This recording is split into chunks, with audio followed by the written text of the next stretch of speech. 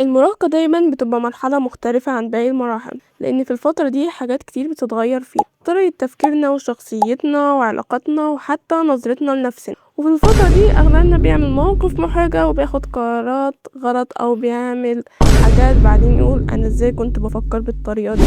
فأنا جاية من المستقبل عشان أنصحك قبل ما ترتكبي أي خطأ ممكن تندمي عليه، أو لو انتي أصلا دخلتي في المرحلة دي فما تقلقيش، أي حاجة ممكن تتصلح.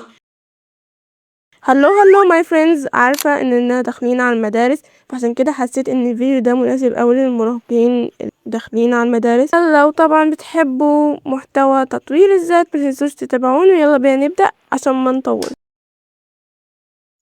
عمرك عملتي غلط صغير بعدها قعدتي طول اليوم تفكري فيه؟ ممكن تكوني مثلا جاوبتي إجابة غلط قدام الناس، اتخانقتي مع صاحبتك، أو خدتي قرار بعدين ندمتي عليه. بدل ما تقولي أنا غلطت هتعلم من غلطي، بقيتي تقولي أنا ليه أغلط أو أنا ليه عملت كده، وده في دوامة جلد الذات.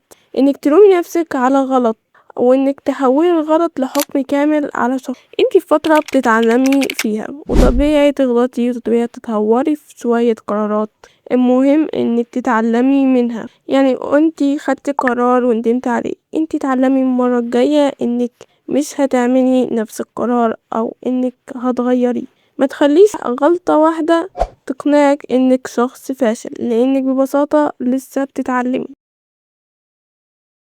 في الفترة دي كتير مننا بيختار صحاب وبيعتبرهم صحابه بجد، بس ساعات الصحاب دول مش بيكونوا فعلا أصحابك. ممكن تكتشفي بعدين ان هما بيستغلوكي او بيطلعوا منك أسوأ نص، وانتي اصلا بتكوني عارفة ان دي علاقة مش مريحة بس بتكملي معاهم. وهنا لازم نقف شوية، لان لو انتي في صداقة من النوع ده احب اقولك ان دي ممكن تكون من اسوأ التجارب اللي تتعلمي منها. ما تسمحيش لحد يغير قوانينك ومبادئك اللي انتي حطاها لنفسك بمجرد انك خايفة تخسري.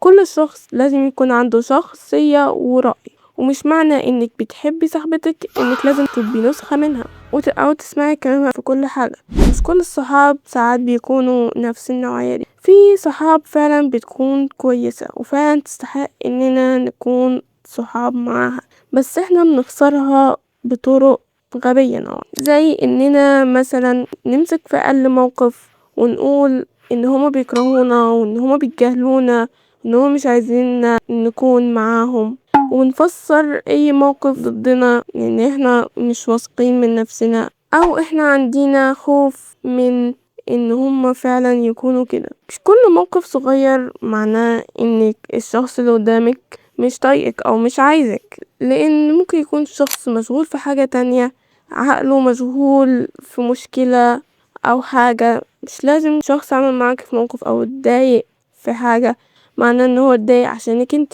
مش لازم نربط المواضيع كده في بعضيها يعني. لكن لو الموضوع اتكرر وحصل موقف واضح وقوي خلاكي تحسي ان فعلا وجودك مش مرغوب فيه، ساعتها ابعدي وانتي مرتاحة، عشان ساعتها مش هتفكري انتي ليه بعيد. والاهم ما تربطيش قيمتك بعدد اصحاب. مش لازم يكون عندك شلة كبيرة عشان تحسي انك محبوبة وانك مشهورة. لو عندك صديقة واحدة بس بتعرفي تكوني معاها على طبيعتك، دي هتبقى احسن من الشلة اللي بتكون لمتهم اصلا مش حقيقية. ولو اكتشفتي في وقت ان علاقة معينة مش مريحة ليكي او بتأذيكي، عادي ابعدي عنها. مش كل شخص دخل حياتك لازم يفضل فيها للأبد، واحيانا البعد بيكون احسن قرار ليك. في الفترة دي هنتعرض لانتقادات كتير، والشخص اللي ما عندهوش ثقة في نفسه ممكن يعيش طول حياته في دوامة الماضي وكلام الناس عليه. لازم تبقي واثقة من نفسك. ممكن يكون الموضوع صعب لان في فترة بنقف ونفكر هما ليه قالوا علينا كده، هل كلامهم صح، يعني انا فيا فعلا الصفة دي، وبنفضل نفكر ونفكر ونفكر. بس لازم نقتنع ان مش كل الانتقادات اللي بنتعرض ليها بتكون حقيقية، وفي نفس الوقت مش لازم نكون واثقين في نفسنا لدرجة ان احنا منسمعش النصيحة. يعني لو حد قالك حاجة مفيدة خدي منها اللي يساعدك تتطوري، مش لازم كل الكلام ما تاخديش فيه. يعني لو حد انتقدك انتقاد صحيح وانت شايفة فعلا ان الصفة دي موجودة فيكي، لا، لازم تطوري من نفسك، دي حاجة مفيدة. الثقة مش معناها ان احنا نصحى كل يوم نقول ان احنا احسن اشخاص في العالم، احنا نشوف نفسنا اعلى من الناس ونسمعش منهم.